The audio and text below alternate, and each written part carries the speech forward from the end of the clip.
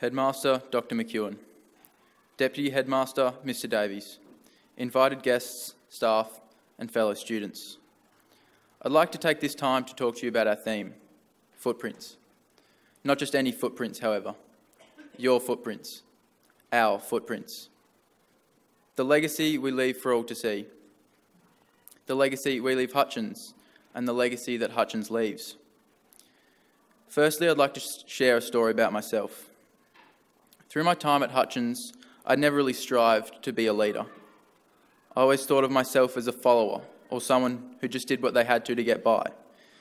Of course, I tried my best from an academic and co-curricular point of view, but in terms of leadership, I took a very minimalistic approach.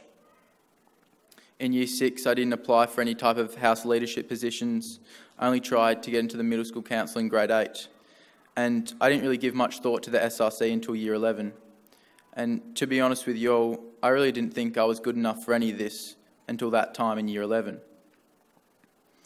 Anything where I had responsibility, I tended to shy away from. And it was not till the end of Year 10, where I watched the grade 12s walk down Nelson Road for that final time, quite a few of whom I'd gotten to know quite well through my time in the senior school. And I thought to myself, this is going to be me in 2 years. Will I have accomplished anything by then? What will I be known for? What legacy will I leave behind? And at that point, I thought it was time to pull my finger out and actually do something for this school. It was an epiphany of sorts. Much like the stories you hear about people who go through near-death experiences, I thought, the end of my schooling life is near. How do I want to be remembered? You always hear about being a leader of yourself before leading others, and I feel this took me a little longer than most. Some people are born leaders, and some people just have to work on it. Suppose that's how I came to be in this position now.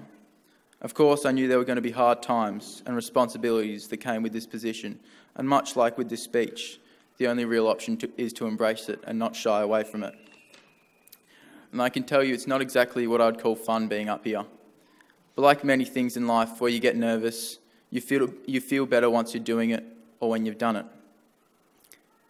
Now, have a think about all the people in your life that have left a legacy which has influenced you. Your parents, who brought you up and showed you how to act and live. Your grandparents, who spoilt you and made you feel special. Your teachers, who taught you and shaped you. And your friends, who pushed you to be the best you could be every day. All of these people leave a legacy you might not recognise, and you in turn have left a legacy on them. Just think about that. All the people that you know or have met, how much have they impacted you, and how much have you shaped them?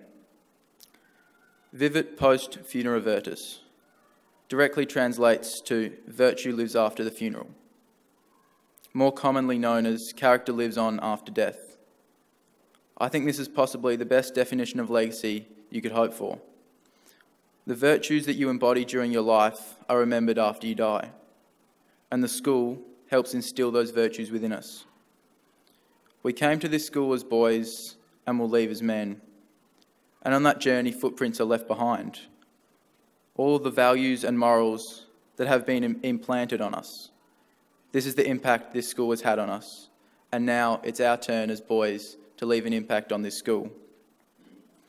I'd like to leave this quote with you from Peter Stropel, which I found very fitting. Legacy is not leaving something for people, it's leaving something in people. Thank you.